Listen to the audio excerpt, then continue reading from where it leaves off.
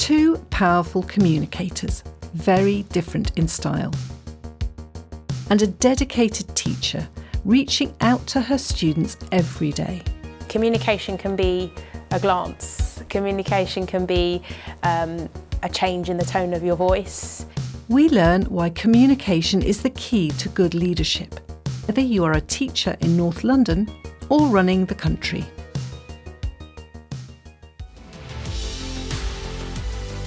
US Presidents Barack Obama and Donald Trump, both brilliant at connecting with people, but in very different ways. Barack Obama used new social media like no president before him, and in his speeches he used ancient rhetorical techniques, tricks of language to give words real power.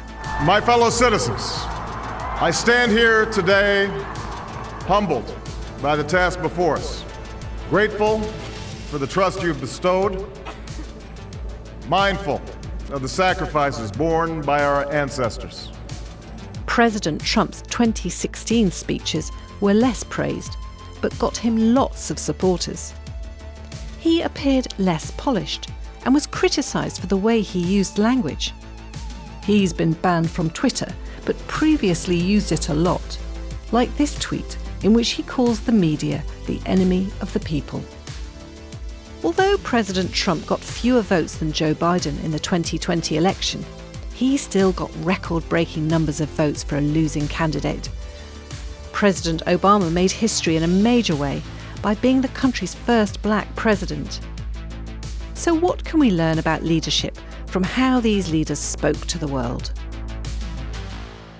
So from the examples of Obama and Trump, we can really learn that effective communication is crucial for leadership. Leadership, in essence, is about influencing, inspiring others, taking them with you to understand and share a common goal and work towards that. And as an absolute minimum, you need to effectively communicate what that goal is and translate it to make it meaningful for those you're working with. Good communication skills are crucial if you want to influence and inspire others, something Obama and Trump did well. Let's look at each leader in turn. So Obama is a great example for anybody who'd like to develop their rhetorical skills, their communication skills a little bit better. Not only in listening in, watching, maybe his more formal speeches, but also the way that he interacts with people on a one-to-one basis. The way in which both his body language as well as the spoken word are very warm, very inclusive, aligning and really thinking carefully about who they're speaking to, who they're working with, and trying to connect. So I think you can go and learn a lot by listening into and also observing what Obama does. Obama was good at giving speeches, using rhetorical skills, but he was also good at connecting with people on an individual level. How about Trump? I would encourage an aspiring leader to focus on the way he uses social media, and particularly the way he sends out more bite-sized but quite strongly worded messages with a strong meaning behind them, and learning from and through that about sometimes it is the consistency and or the frequency with which we communicate short messages is an important takeaway. Trump was an expert at using simple, frequent and consistent messaging. He used social media to great effect here. Those who are able to influence others, often able to influence because they are seen as charismatic, and both Trump and Obama are charismatic in their own way, but it is through the very different audiences that see them as charismatic. And language, again, plays a key role there, because in order to be seen as charismatic, you need to be able to connect with an audience, connect on a value base and on an emotional basis. Charismatic leaders build a following by connecting with an audience's values and emotions. So which of our two presidents was the better communicator?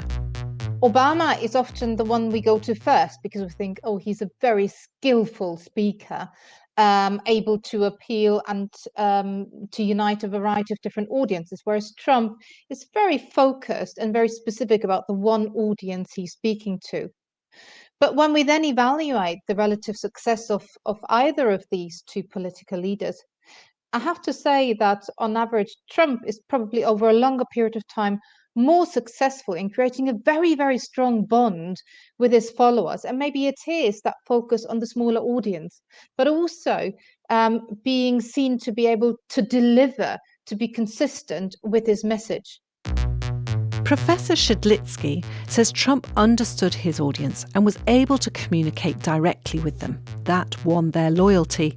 Obama wanted to appeal to different audiences, but this probably made his gifts of communication less effective.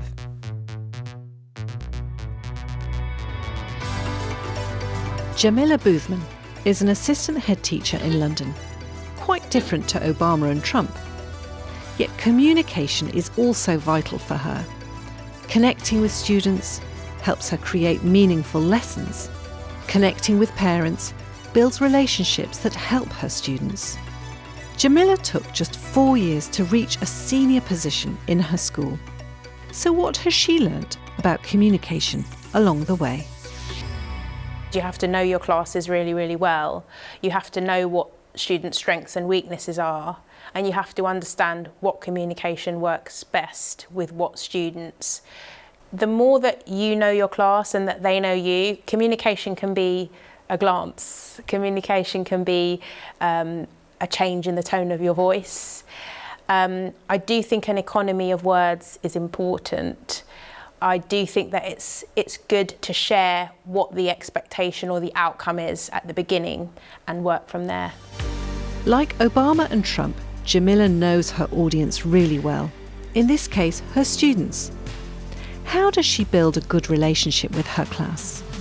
I always like to share the big picture first. By the end of this experience, by the end of school, by the end of this academic year, sometimes by the end of term, these are the things that we want to achieve. Are we in agreement? Yes, we're in agreement. Okay, how can we achieve those things?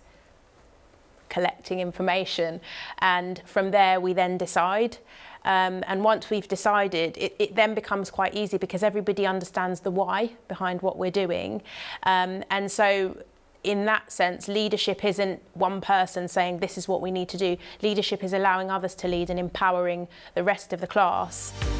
Jamila encourages her class to have shared goals by helping students understand why they are doing something. This is not so easy for some students, though. The students with the most complex needs, one of the things that I do is I walk around with a planner that has some different facial expressions on. And for those students who are, elective mutes or who just don't feel that they can vocalise, our communication is that they tap the face that reflects how they're feeling that day. And that then allows me to know which approach I'm going to take with them during that lesson or during that day. So it's always important to keep communication going one way or the other. Jamila uses a mix of techniques to make sure she has good communication with each of her students. Where does technology fit into this? We've had to rely on technology a lot more this year, and it's a really, really powerful tool. And I think when you talk to somebody in their language, it's more powerful. And for young people, using technology, that is their language, so it is effective. Technology is used as it is already a big part of students' lives, something students understand. Making lessons relevant to a student's own background and culture is vital too. Being able to talk about your lived experiences and to feel like the rest of your class are listening to that and respecting that and valuing that is something that makes anybody feel full of pride and self-pride, and it builds that ability to then be a leader in the classroom. This links to Jamila's understanding of her audience. If her students can identify with what she is teaching them, they are more likely to contribute to the lesson.